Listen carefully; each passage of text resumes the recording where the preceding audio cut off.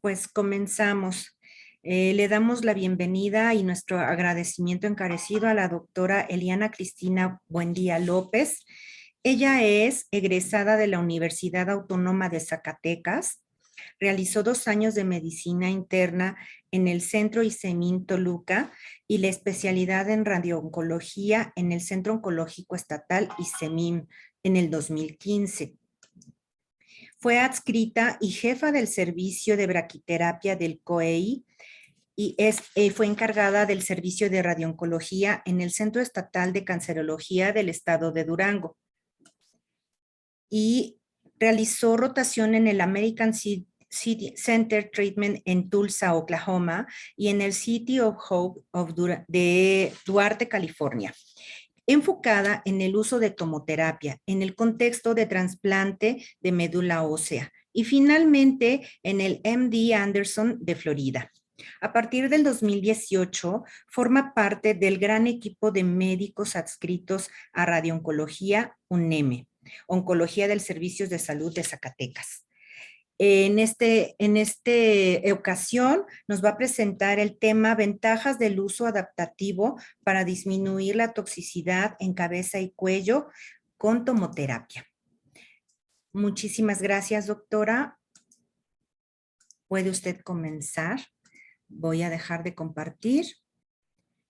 Y listo, puede usted compartir ya.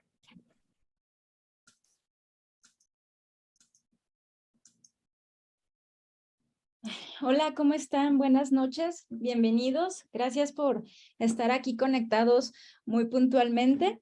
Y bueno, pues el día de hoy, cualquier cosa, cualquier duda que tengan sobre el tema o de los casos que vamos a presentar a continuación, pues no duden al final de la plática en hacer su pregunta y pues comenzamos. Esta va a ser nuestra agenda que vamos a ver el día de hoy. Vamos a hacer una pequeña introducción, hablar un poco de la incidencia, de cuáles son los factores de riesgo en los tumores de cabeza y cuello, cuál es la historia natural, los patrones de diseminación y hablando de cuáles son los tipos histológicos más frecuentes, hablando específicamente de una estadificación para saber cuáles van a ser nuestras opciones de tratamiento de acuerdo al estadio de los pacientes, los factores pronósticos. Esto acuérdense que va a ser muy importante para saber qué podemos esperar y qué no podemos esperar el tratamiento, ¿no? Hablar de las opciones de tratamiento, un poco de generalidades de cómo es que funciona la tomoterapia y finalmente comentarles y compartirles unos casos clínicos que pues para mí se me hicieron algo como pues para que ustedes sepan cuáles son las ventajas de este tipo de equipos. Y bueno, hablando ya de la introducción, todos los tumores de cabeza y cuello van a representar el 2% de todas las neoplasias malignas.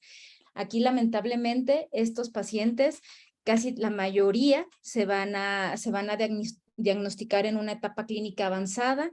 Esto es más frecuente en hombres, debido a que, como más adelante lo vamos a ver, es que debido a los hábitos a veces del consumo de alcohol y tabaco, que son los factores de riesgo más importantes, pues eso hace que aumente la incidencia en los hombres y solamente un 33% en las mujeres. Y bueno, estamos así como englobando, ¿no? De decir cuáles son los tumores de cabeza y cuello, pero en realidad se incluye pues labios, cavidad oral, orofaringe, senos paranasales, laringe, hipofaringe y glándulas salivales, ¿sí? Entonces, pues en realidad esto es como nada más así hablar una generalidad, algo muy amplio para que no nos tardáramos tanto tiempo en hablar de cada uno de ellos, ¿no? Ya si más adelante quisieran que habláramos de uno en específico, pues adelante lo podemos programar ese tipo de sesión. Y bueno, de acuerdo a la incidencia, como sabemos, México no tenemos como tal un registro específico de tumores de cabeza y cuello y en general de todos. Entonces, pues bueno, en este artículo del Cancer Figures and Facts del 2022, lo que hace Estados Unidos es decir cuáles son la incidencia, los nuevos casos y cuáles son las principales causas de muerte en relación a la incidencia mayor. Aquí podemos ver en el 8º lugar, que son los tumores de cavidad oral y faringe, que constituyen 38,700 casos nuevos, ¿no? Aquí, como podemos ver, a diferencia en las mujeres, pues en realidad no son de las primeras 10 causas que puede hacer un aumento, pues es muy notorio, ¿no?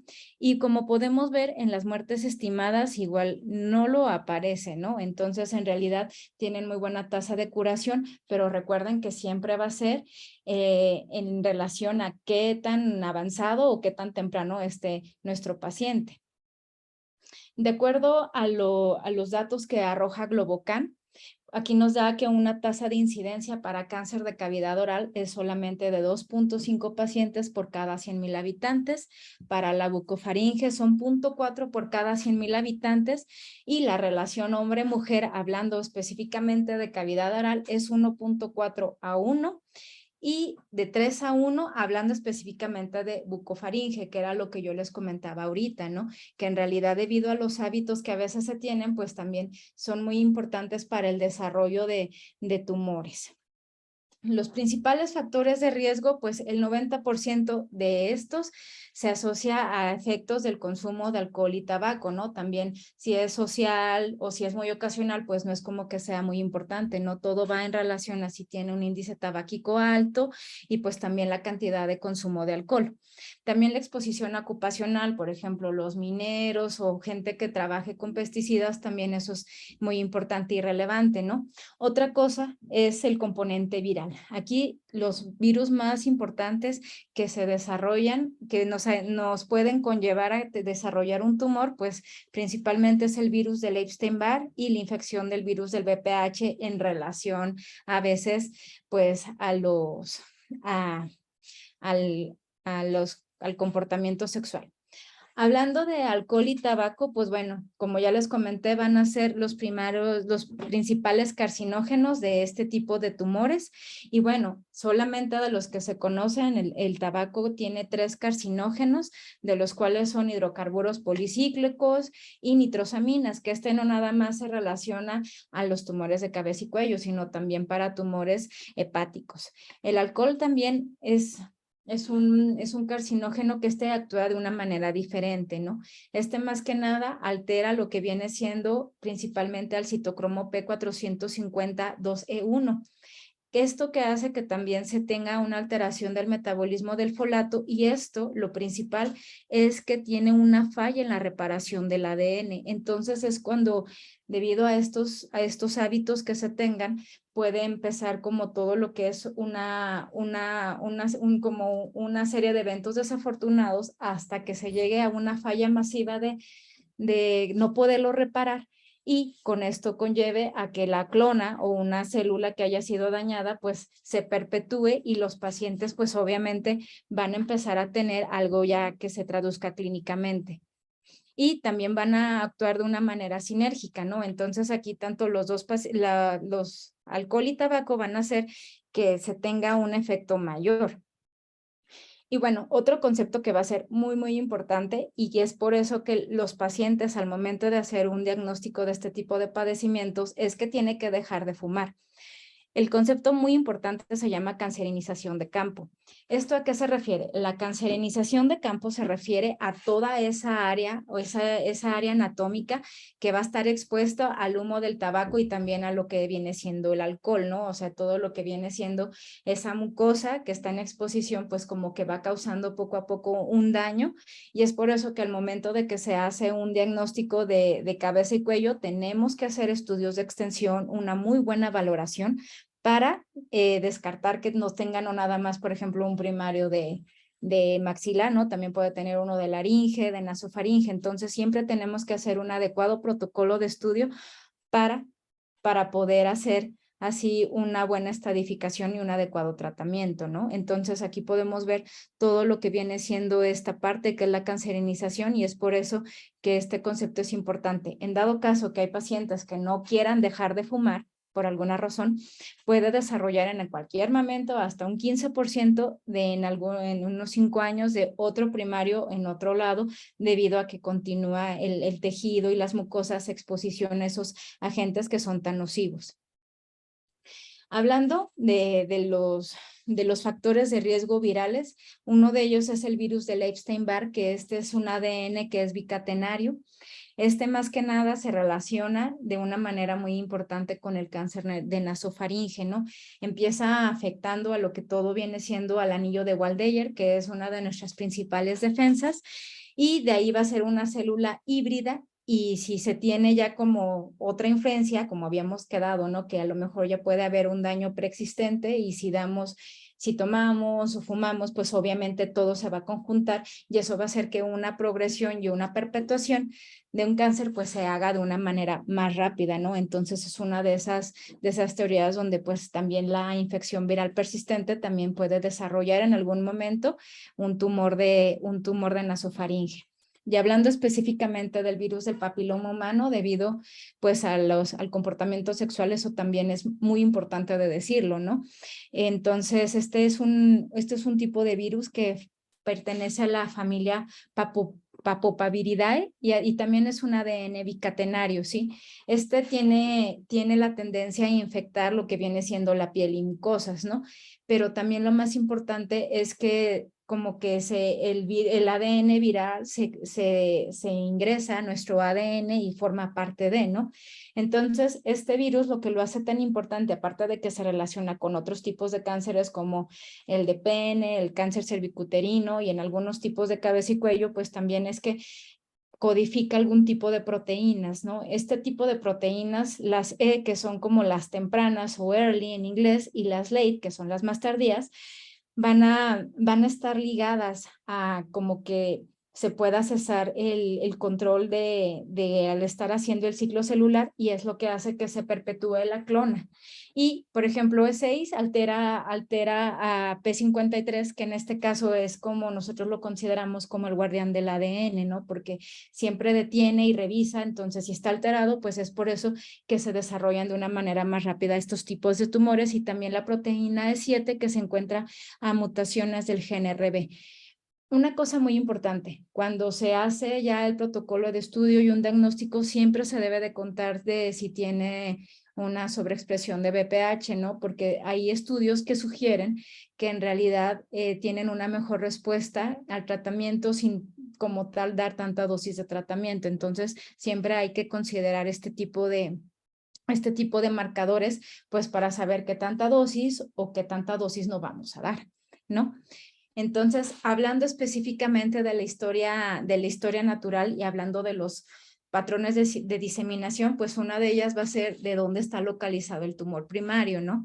Esto más que nada se va a encontrar de si es en la base de la lengua, en el labio, ¿no? Y también esto es muy frecuente pues porque va avanzando como poco a poco, ¿no? Primero va siendo agresivo ahí a nivel local y ya después, si no se recibe tratamiento, pues obviamente va a ir invadiendo estructuras adyacentes.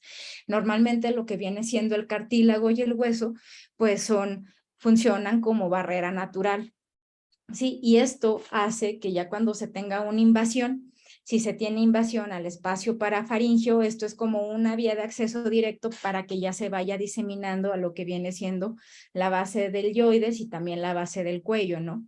Entonces también, si dentro de la biopsia o dentro del reporte de patología nos reportan que tiene invasión perineural, también pues esto va a darse en algún tipo específico de histologías. En este caso, el epidermoide, que es normalmente la histología más frecuente en este tipo de tumores. Las glándulas salivales no tanto, sino en los adenoideos quísticos, que este sí es muy propia de la histología de las glándulas salivales mayores y menores. Y bueno, ya cuando está muy avanzado, por ejemplo, un trígono retromalar y todo, pues se pueden observar síntomas neurológicos y pues esto nos habla de una enfermedad más avanzada y obviamente con un pobre control local. Entonces, pues siempre hay que tratar de hacer un diagnóstico lo más temprano posible. Hablando después de no nada más decir el tipo de tumor, del tamaño y de la localización, pues también la diseminación linfática, ¿no? Que es la segunda vía de diseminación más importante. Aquí más que nada, el punto más álgido es qué grado de diferenciación se tiene, ¿no? Entre más diferenciado esté, pues va a ser menos agresivo, pero entre menos diferenciado, un grado 3, pues obviamente son tumores que ya tienen de por sí ya un comportamiento mucho más agresivo porque ya no se parecen tanto al tejido de origen, ¿no? También la invasión vascular y también qué tanta densidad de capilares van a tener. Obviamente, recordando todo lo que viene siendo una de las propiedades del cáncer es conforme vaya pasando el tiempo, obviamente va adquiriendo más propiedades malignas y eso va a hacer que en algún momento ya tenga la capacidad de no nada más hacer una metástasis a ganglios cervicales regionales, sino ya una metástasis a distancia, ¿no? Entonces, pues más que nada, aquí va a estar dado por el tamaño tumoral. Eso en relación, entre más grande esté el tumor, obviamente más probabilidades vamos a tener de tener ganglios linfáticos regionales. Pero también hay una cosa muy importante, por ejemplo, hablando de la lengua o de labios o la nasofaringe, existe mucha probabilidad que debido a que se encuentran en la línea media, exista diseminación linfática a cuello bilateral. Es por eso que siempre cuando se tiene, aunque sea una lesión muy pequeña, pero en la línea media, ya sea en el labio superior, inferior o la nasofaringe, siempre debemos incluir dar tratamiento cuello bilateral, aunque la toxicidad sea mayor, pero así no nos vamos a tener una recurrencia ahí marginal o dentro del campo de tratamiento, ¿no? Entonces eso también es muy importante de saber la localización del tumor para saber qué áreas de tratamiento son de alto riesgo y también qué niveles de cuello se van a presentar una diseminación. Y ya hablando de metástasis a distancia, pues todo va en relación a qué tan grande está o qué tan chico está los ganglios, ¿no? Ahorita más adelante, hablando del TNM y de la estadificación, les voy a explicar cómo lo define la JCC para que podamos nosotros considerar si tenemos que hacer más estudios de extensión o ya descartar alguna metástasis debido a ya lo avanzado de la enfermedad, ¿no? Entonces eso es muy, muy, muy importante. También hablando de los tipos histológicos, pues hablando en cavidad oral, pues existen lesiones premalignas, ¿no? A veces que pueden ser pues porque a veces un diente no lastima, a veces una placa, una corona que no está bien adecuada, también una inflamación persistente durante mucho tiempo, eso puede hacer que también en algún momento cambie el epitelio y eso puede hacer que en algún momento, si no se da un control local de este tipo de lesiones, sí se puede generar un cáncer, ¿no? Aquí en la primera imagen podemos ver que esta es una leucoplaquia, ¿sí? ¿Y por qué sospechar de que es una lesión que es premaligna? Porque pues con el paso de los días no se quita, se va haciendo más grande, ¿no? Entonces es por eso que sí, aunque no se necesita hacer así algo muy grande, sino nada más una resección sencilla y se da un control sin tener que llegar a una progresión de cáncer. La de aquí en medio es una eritroplaquia, que vemos que a diferencia de la otra, la leucoplaquia es de su nombre viene, ¿no? Es una lesión blanquecina y la eritro pues es una rojiza, ¿no? Y esta es una lesión verrugosa que las tres son lesiones premalignas en las que pueden en algún momento, en cuánto tiempo, eso sí no lo sabemos, pero se va a transformar a un cáncer. Y como ya les comentaba ahorita en una de las diapositivas previas, el tipo histológico más predominante, pues en un 65% va a ser el epidermoide. Después va a ser junto con el adenoideo quístico y el mucoepidermoide, que estos son más que nada de tipo de glándula salival, y los adenocarcinomas nada más en un 2%. Recordemos que el epidermoide hay que descartar por fuerza mayor que se tenga infección de BPH, por lo que ya les había comentado de las dosis de tratamiento. Y bueno, hablando ya como tal del diagnóstico, pues hay que hacer una exploración física exhaustiva, ¿no? Revisar muy bien al paciente. A veces como son lesiones de difícil acceso y todo, pues tenemos que pedir una TAC simple y contrastada, ¿sí? Y pues en dado caso que tengamos algún tipo de duda, que el paciente tenga algún artefacto que nos pudiera pues dificultar bien, revisar bien el estudio, pues hay que pedir una resonancia magnética. Salvo que, por ejemplo, nos queda alguna duda, que existan lesiones pulmonares o algo, pues se pediría un PET, ¿no? Esto más que nada para descartar, pues, metástasis. Una endoscopía, por lo que habíamos comentado, ¿no? De la cancerinización de campo y estar seguros que nada más existe una lesión única, ¿no? O si hay algún tipo de lesión premaligna, pues igual tratarla, pues para que no exista tanto problema. Y como ya les he dicho varias veces, pues la determinación del virus del papiloma humano. Como ya les comentaba, acuérdense que la estadificación de la AJCC pues nos dice de la TNM, T de tumor, N de ganglio linfático y la M de metástasis, ¿no? Un T1 pues va a ser un tumor que es pequeño, no es un tumor menor de 2 centímetros. Un T2 que va a ser un tumor mayor de 2 centímetros pero menos de 4 centímetros y un T3 que es un tumor mayor de 4 centímetros.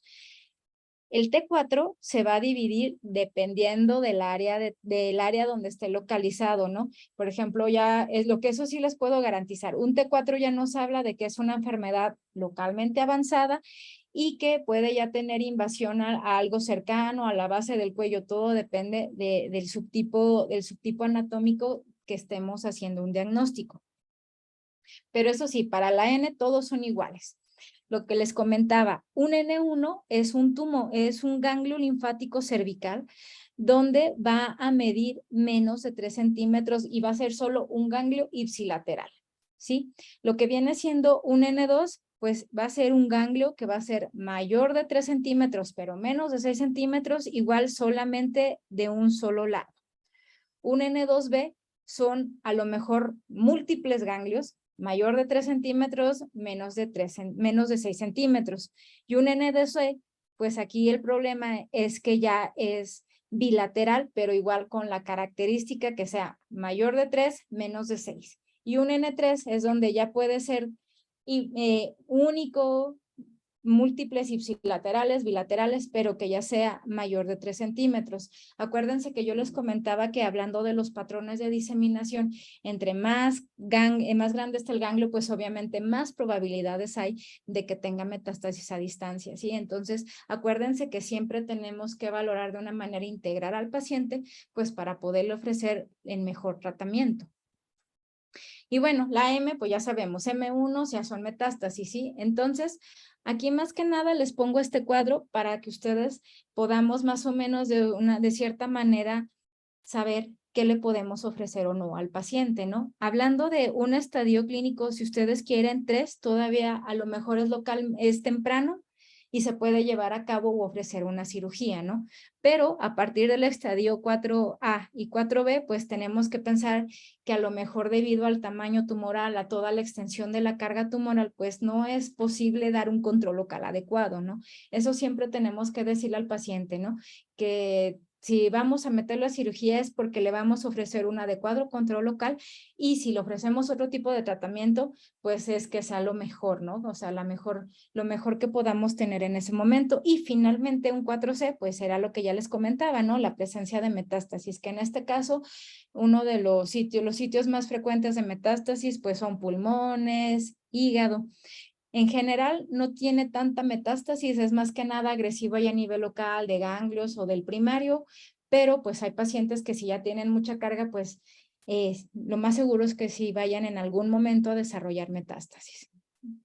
Hablando de factores pronósticos, que era lo que yo les comentaba, que de acuerdo a las características que tengan los pacientes, pues es lo que nosotros podemos esperar, ¿no? La presencia de metástasis ganglionares, hacer una adecuada estadificación, un N1, N2, un N3. La presencia de invasión extracapsular, esto también es muy, muy importante. Siempre que se tenga ya ruptura de la cápsula ganglionar, pues también es alta probabilidad de que se tenga metástasis, ¿no? Del tamaño de tumor, el grado de diferenciación y más que nada la profundidad de invasión. De si pasa de 3 a 4 milímetros, igual tenemos que descartar la presencia de metástasis. Y bueno, hablando del tratamiento, acuérdense que siempre un tratamiento oncológico debe ser un tratamiento multidisciplinario, ¿no?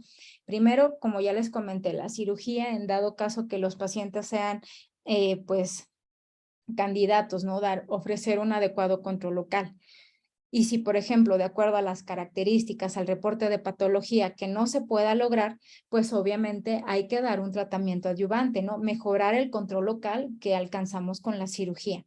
Y bueno, si en dado caso que el paciente tenga un margen quirúrgico cercano o positivo, o que tenga muchos ganglios positivos, pues obviamente eso nos obliga a dar tratamiento no solo con radio, sino quimio-radioterapia, ¿no? Entonces, eso también es muy importante de considerar. Hablando de las ventajas de una cirugía, pues obviamente el tiempo de curación pues es similar al de la radioterapia, ¿no? Aquí la ventaja es que el tiempo de exposición del tejido es mucho menor que todas las sesiones que requieren a veces del tratamiento con radioterapia, ¿no? El tiempo de tratamiento obviamente es mucho más corto y bueno, la disminución de la toxicidad a veces a largo y corto plazo en relación con la radio, ¿no? Pero también depende del equipo que se tenga, de la dosis que estés dando y del contexto que estés dando de tratamiento, ¿no? Eso también es importante de decir, pero en general, eso serían las ventajas, ¿no?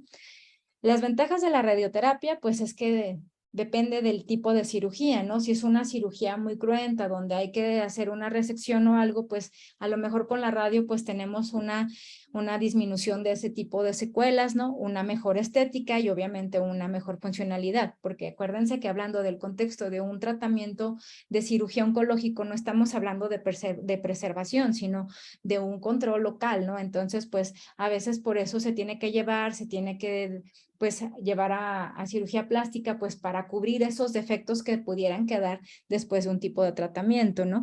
Y bueno, la mejor funcionalidad con la radioterapia, pero lo más importante, ¿no? Es que de acuerdo a la simulación, incluso si contamos con un PET, pues eso nos ayuda a dirigir de una manera más precisa a dónde hay que dar el tratamiento. Entonces, esto nos ayuda y también nos ayuda a disminuir la toxicidad de nuestros tratamientos, ¿no? Entonces, esto es muy, muy importante. La quimioterapia solamente se va a indicar en pacientes que tengan una enfermedad incurable, ¿no? Aunque ayuda a mejorar el control local, acuérdense que también ayuda a mejorar la respuesta de radioterapia, ¿no? Aunque obviamente hablando, si estamos dando una concomitancia, pues obviamente se tienen más efectos secundarios, ¿no? Pero pues el control local es mejor y pues podemos controlar de una manera muy adecuada todos los efectos secundarios que el paciente pueda presentar. Y pues obviamente disminuye la toxicidad, pues porque es poquita dosis, nada más para pues mejorar lo que se pueda lograr con la radioterapia. Y bueno, eso fue como todas las generalidades de los tumores de cabeza y cuello. Ya vamos a hablar un poquito de lo que es el acelerador de tomoterapia. Este acelerador se empezó a pensar en 1980 por la Universidad de Madison en Wisconsin. Entonces empezó a crear de que pues el término de IMRT, ¿no? De poder alcanzar más dosis de tratamiento disminuyendo la toxicidad de los órganos de riesgo, ¿no? Entonces es por eso que este tipo de aceleradores, como son diferentes y tiene ya su tomógrafo incorporado, por eso se llama tomoterapia, ¿no? Esto es un acelerador que solamente maneja IMRT, es monoenergético, solamente maneja la 6 megaelectronvolts, solamente tenemos fotones y pues el primer paciente, ya después de que empezaron a desarrollarlo y a empezar así como a hacer pruebas y todo, se trató en el 2002 y el primer acelerador de este tipo se puso ahí en la Universidad de Madison. Después se hicieron unos aceleradores muy similares y están ahí en London, Ontario, y ya de ahí, pues al ver el equipo que se tiene y todo, que es muy dedicado y muy fino, pues la verdad es que se empezó a crear en masa y pues ya de ahí terminó ya siendo los aceleradores que son en este momento. Esta foto que les pongo es del colimador, que a diferencia, por ejemplo, de otros aceleradores que cada hoja tiene su motor, estas hojas están dadas el movimiento, pero por presión de aire. Entonces, pues imagínense que existen dos tipos de técnicas con los cuales podemos tratar al paciente. Uno que es la tomoterapia helicoidal, donde aquí podemos ver cómo se va desplazando los 360 grados y pues esto es muy fácil porque no tienes que movilizar tanto al paciente ni la mesa. Lo único que el paciente ve es cómo se va desplazando la mesa a través del gantry, ¿no? Y el tomodirect, que digamos que es como muchos campos, pues por ejemplo para una lesión pequeña o algo así como muy, muy fino, ¿no? Y bueno, una de las ventajas de este tipo de aceleradores es que antes de cada tratamiento, pues se hace una tomografía. Claro, yo siempre les digo que esas tomografías no es para valorar una respuesta, o a lo mejor en estos casos, cuando es algo muy evidente, sí nos puede ayudar, ¿no? Pero la ventaja es que este acelerador se creó con una IGRT, ¿no? Una imagen, y no como los aceleradores convencionales que se les ha ido adaptando, pues el combin y todo, pues para hacerlos, entonces se ven como más aparatosos, y pues este acelerador en realidad se ve muy bonito. Entonces, bueno, eso es una muy grande ventaja. Una de las cosas más importantes es cómo funciona la tomoterapia, ¿no? Pues en este caso hacemos una imagen 3D, una tomografía y todo, ¿no? Se hace una optimización, una planeación inversa, ¿sí? Después se tiene que hacer obviamente un control de calidad, y antes del tratamiento pues se hace lo que yo les comentaba, una MVCT, ¿no? Que ahora pues con las nuevas generaciones pues ahora ya no es un MV, sino es un KB, ¿no? Entonces eso nos ayuda a mejorar la posición, ¿no? De que sea la misma que se obtuvo durante la simulación. Se hace la modificación en dado caso de que el paciente no podamos posicionarlo de una manera adecuada, se da un tratamiento y se hace una, una verificación de cómo tú después de que, por ejemplo, haya recibido el paciente su tratamiento, puedes después valorar cómo, si estuvo bien colocado, cuáles desplazamientos estuvieron mal, ¿no? Entonces eso también nos ayuda a nosotros a valorar el trabajo de una simulación, ¿no? O de nuestros técnicos. Entonces eso nos ayuda a tener mucho más cuidado al momento de aplicar el tratamiento. Aquí esta tablita nos ayuda a ver cuáles son las diferencias entre un equipo convencional y un tomoterapia, ¿no? Donde aquí más que nada, por ejemplo, para la posición, vemos que en uno convencional solamente es por la alineación de los láseres, ¿no? Y aquí no, sino aquí podemos tener unas proyecciones detalladas de cómo está el paciente, ¿no? Y aquí más que nada, ¿no? La verificación de tratamiento, ¿no? Que los otros son mediante una imagen de portal y esta no, ¿no? Es mediante la realización de una tomografía. Entonces, pues, les digo, eso mejora y disminuye muchísimo la toxicidad. Es la de Zacatecas. Y bueno, ya casi para terminar, pues yo les quiero comentar estos casos que a mí se me hicieron pues algo que quiero compartirles, ¿no? El paciente número 1 fue un paciente masculino de 70 años, el cual no tuvo ninguna comorbilidad. Entonces, fíjense que su padecimiento actual inicia en el 2020 con la presencia de epistaxis recurrente de la narina del lado izquierdo, ¿no? Entonces, pues ya cuando el paciente tenía anemia, no podía respirar, entonces pues se inicia un protocolo de estudio, se manda a un centro de atención regional donde se le hace una resección de la lesión. El reporte de patología pues nos arroja que es un melanoma maligno, pero pues en este caso el paciente ya no quiso regresar por motivos de pandemia, entonces no recibió ningún tratamiento adyuvante como tal. Entonces, pues imagínense que no nada más presenta una persistencia, presenta una progresión local y también metástasis pulmonares. Entonces, pues se inicia tratamiento con anti-PDL1, con nivolumab, y a lo mejor no disminuyó tanto la respuesta a nivel del primario, pero a nivel del pulmón sí presenta una respuesta parcial. Entonces es motivo por el cual no lo manda la NULEM de oncología, ¿no? Para pues a ver qué le podíamos ofrecer para mejorar el control local, ¿no? Y mejorar la respuesta con el anti-PDL1. Este paciente se valoró el 25 de enero ahí en la UNEM de oncología, ¿no? Debido a, como ustedes ya saben, que el melanoma es uno de los tumores con un alfa beta menos, pues que de cierta manera radioresistente, pues se prescribió un tratamiento con esquema hipofraccionado de 45 grays en 15 sesiones, solamente a donde tenía AT. Aquí les pongo lo que viene siendo la primera tomografía, que fue la tomografía de simulación, donde podemos observar que la verdad es que tiene muchísima actividad tumoral.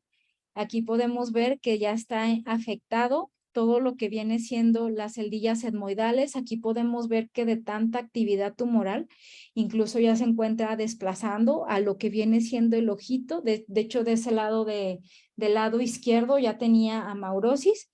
Y bueno, también podemos ver toda la destrucción, invasión de lo que es la lámina quiribosa, todo lo que es el seno maxilar. Y vemos a ver toda esta masa, este tumor fungado, que pues obviamente altera todo lo que es la anatomía de la hemicara del lado izquierdo. Y pues también afección de lo que viene siendo la cavidad oral, ¿sí? Y también todo aquí hasta más o menos hacia el mentón. Entonces, pues hagan de cuenta que pues se hace la simulación con una máscara larga y todo, y pues hagan de cuenta que el paciente se valora el día 25, se hace un esfuerzo muy grande y el día 26 estamos iniciando tratamiento con radioterapia. Entonces, aquí les puse las tres simulaciones, donde aquí en esta, la superior, es el tumor como estaba inicial, como podemos ver aquí en una sagital, toda la destrucción, incluso por poquito ya tuviera invasión a lo que viene siendo sistema nervioso central por extensión. Y hagan de cuenta que inicia tratamiento. La verdad es que el paciente está muy sintomático porque no nada más estaba recibiendo tratamiento con radioterapia, también estaba recibiendo todavía con nivolumab, entonces se le daba una por semana, ¿no? A las 3 sesiones, aquí podemos ver que el paciente disminuye el tumor, ¿no? La actividad tumoral. Entonces, pues se le da tratamiento ese día y se hace una nueva simulación, donde aquí podemos ver que si se fijan empieza a verse una destrucción y una alteración del volumen como tal, ¿no? Y recibe otras sesiones y en la sesión número 10 se vuelve a presentar una nueva resimulación porque incluso la máscara ya le quedaba grande, ¿no? Y pues aparte en las imágenes del MVCT pues sí se veía diferente entre el volumen inicial, entre la segunda simulación, por lo que se decide hacer una tercera simulación donde podemos ver que el paciente la verdad es que está teniendo muy buena respuesta, ¿no? A la inmunoradioterapia. El paciente, como les platiqué, inició tratamiento el día 27 de enero y terminó el día 1 de marzo. A lo mejor nos tardamos un poquito, pero pues a veces debido a que teníamos otros pacientes, otras urgencias, pero bueno, lo pudimos finalizar y por nuestra parte presentó una respuesta parcial, ¿no? Pero pues continuó tratamiento con nivolumab y les presento actualmente al paciente. Entonces, como pueden ver, la verdad es que a lo mejor persiste algunas áreas con actividad tumoral. Aquí en este punto podemos ver que se hizo una pequeña fístula, pero la verdad es que incluso hasta pudo volver a ver de ese lado, ¿no? Entonces, pues la foto fue tomada con autorización del paciente, no crean que se tomó mal. Entonces, bueno, este sería el primer caso. Y el segundo paciente, pues, este es un paciente de 79 años, igualmente no presentaba ninguna otra comorbilidad. Este paciente inicia en el mes de noviembre del año pasado con una lesión así como un granito, él decía que como una apostemilla a nivel del paladar duro. Esta lesión presentó con un crecimiento lento y progresivo hasta que pues el paciente ya le dificultaba la deglución, entonces fue por el que acude con el médico y pues le hacen una biopsia, pues que sale positiva para malignidad del paladar duro, ¿no? Entonces se hizo un protocolo de estudio con nada más actividad, nada más ahí a nivel local del paladar, de la cavidad oral. Y el día 4 de febrero se hizo la maxilectomía con disección selectiva de cuello y el reporte de patología nos arrojó un carcinoma epidermoide bien diferenciado, pero uno de 6 ganglios positivos. Entonces, pues el paciente pues continúa con su recuperación y todo, pero en la última semana, 3 semanas después de la cirugía, empieza nuevamente con crecimiento rápido de la lesión ahí a nivel del paladar. Entonces se valoró el día 7 de marzo del 2022 y se prescribió una dosis de 70 grays en 35 sesiones. El paciente inició tratamiento el día 5 y terminó el día 16 de junio, apenas acaba de terminar. Y pues aquí igualmente les quiero mostrar la tomografía inicial o la tomografía de simulación, donde a diferencia del paciente, pues aquí podemos ver que la actividad tumoral no era tanta, pero sí tenía una lesión como de 5 centímetros. Aquí podemos ver, bueno, un poquito más atrás, cómo está afectado todo lo que viene siendo el paladar y todo, ¿no? Una lesión que estaba fungada y pues también igual el paciente presentaba dificultad para la deglución, ¿no? Entonces, pues esta fue la tomografía. Y bueno, aquí les quiero enseñar que este fue el plan con el cual iniciamos y más o menos como a partir de la sesión número 20, el paciente presenta una disminución franca de la lesión y este es el último plan con el que acabamos el paciente. Entonces, pues aquí está la comparación del plan inicial y el plan final con el que el paciente terminó su tratamiento y pues lo único que yo les quería demostrar es que debido al uso adaptativo que tiene la tomoterapia, pues nos podemos dar cuenta de una manera más rápida a las pocas sesiones, la respuesta que estamos alcanzando y que necesitamos hacer una adecuación al estado actual del paciente, ¿no? Entonces, pues esa sería toda mi presentación y no sé si existe algún tipo de pregunta. Muchísimas gracias, doctora.